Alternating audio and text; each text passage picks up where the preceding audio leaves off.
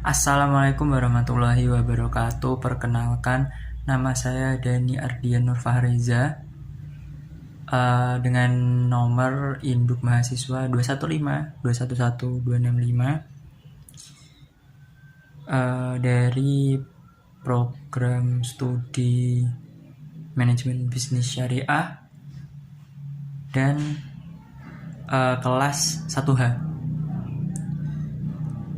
Pada kesempatan kali ini saya akan menjelaskan atau memberikan pembahasan mengenai sejarah munculnya teori ekonomi Islam baik di dunia dan juga sedikit menyinggung sejarah perkembangan dari ekonomi Islam di Indonesia atau di negara kita sendiri, negara kita tercinta.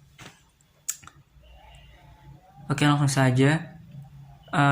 Secara umum, sejarah dari perkembangan teori ekonomi Islam di dunia itu bisa digolongkan menjadi 3 tahap atau 3 periode, yaitu periode awal. Periode pertama adalah periode klasik, yang kedua adalah periode stagnansi atau transisi, stagnansi dan transisi. Jadi perkembangan ekonomi Islam itu pernah mengalami stagnansi lalu memasuki masa atau periode transisi gitu. Dan yang tahap ketiga atau periode ketiga adalah tahap kebangkitan kembali ekonomi Islam di dunia. Oke, saya akan bahas masing-masing tahap atau periode tersebut satu-satu. Jadi langsung saja. Tahap pertama dimulai pada masa atau sejak masa kenabian Rasulullah Muhammad SAW, dimulai dengan diturunkannya wahyu yang mengatur tentang jual beli, tentang perekonomian lah pokoknya begitu, hingga sampai dengan tahun 1500 Masehi, yaitu pada masa jatuhnya Andalusia. Tahap pertama ini, tahap atau fase atau periode pertama ini, itu merupakan periode yang sangat strategis dalam pengembangan ekonomi Islam. Masa periode pertama ini juga biasa disebut dengan periode klasik. Kenapa klasik? Karena benar-benar awal ya, benar-benar dimulainya dari sini. Jadi orang-orang biasa menyebutnya dengan tahap atau periode klasik ya. Masa atau periode ini berjalan sekitar 9 abad, dan itu waktu yang sangat cukup lama gitu. 9 abad berarti 900 tahun kurang lebih. Namun para tokoh ulama yang hidup pada masa tersebut, pada periode tersebut, dan memberikan sumbangsi atau pengaruh yang cukup besar terhadap perkembangan ekonomi Islam di masa periode klasik, itu tidak menyebut teori yang mereka kemukakan sebagai teori ekonomi. Meskipun begitu, sesungguhnya teori-teori yang dikemukakan itu yang dibahas, teori-teori yang dibahas oleh ilmu ekonomi konvensional atau modern, itu sudah mendapatkan pembahasan yang cukup mendalam oleh para ulama tersebut gitu. Jadi meskipun tidak secara langsung disebut sebagai teori ekonomi, namun dalam pembahasannya itu sudah mencakup topik-topik yang dibahas dalam pembahasan atau kajian ilmu ekonomi yang konvensional modern. Contoh topik-topik yang dibahas oleh ilmu ekonomi konvensional modern yang juga dibahas oleh ulama-ulama pada masa periode ekonomi Islam, periode perkembangan ekonomi Islam klasik adalah teori tentang uang dan moneter, teori harga dan pasar, teori zakat, pajak, dan kebijakan fiskal, teori pembangunan ekonomi dan peran negara, dan juga topik-topik atau teori-teori lainnya. Tokoh-tokoh ulama yang terlibat dalam perkembangan ekonomi Islam di masa tersebut, yaitu masa ekonomi klasik, itu antara lain adalah Abu Yusuf, Abu Ubaid Al-Ghazali, Ibnu Taimiyah, Ibnu Al-Qayyim Al-Jauziyah, Ibnu Khaldun Al-Maqrizi, dan lain-lain. Karya-karya tokoh-tokoh ulama tersebut bahkan masih tetap relevan hingga saat ini. Bahkan kita tahu bahwa Ibnu Khaldun dikenal juga sebagai Bapak Ekonomi Islam karena pemikiran-pemikiran ekonomi beliau yang realistis dan logis, bahkan telah beliau kemukakan sebelum dikemukakan oleh tokoh-tokoh ekonomi barat gitu, seperti Adam Smith dan David Ricardo. Oke, lanjut ke tahap kedua. Tahap kedua adalah tahap stagnansi dan transisi ya. Pada tahap stagnansi, pada masa periode tersebut ya, tahun 1500 Masehi sampai sekitar 1950 Masehi.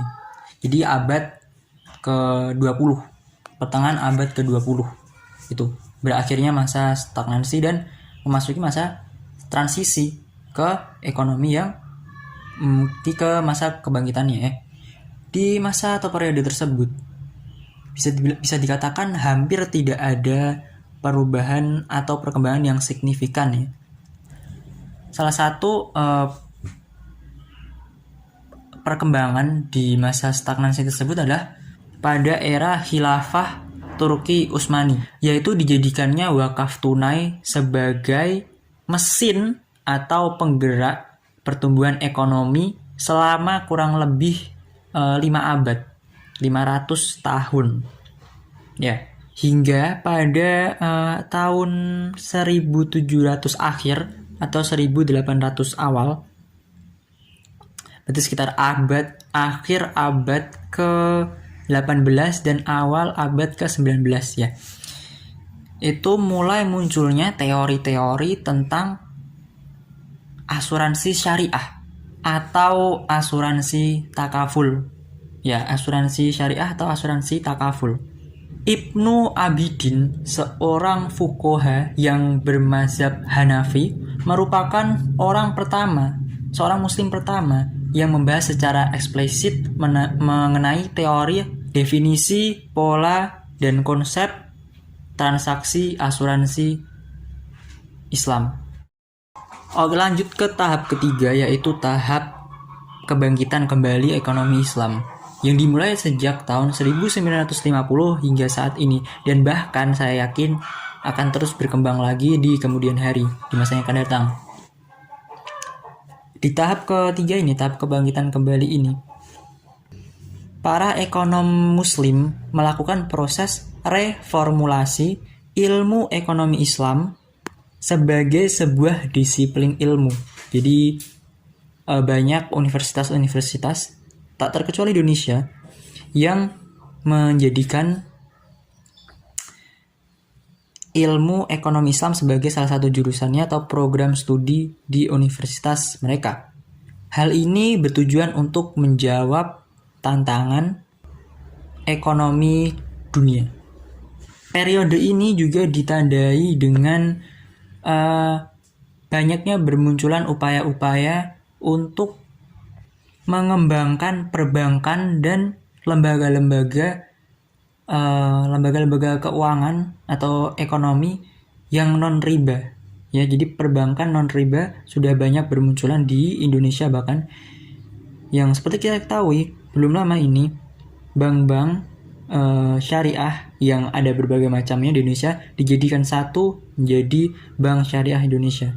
Bahkan pengembangan di sektor non-riba, di sektor syariah ini tidak hanya terjadi di sektor pemerintahan, tapi juga di sektor swasta.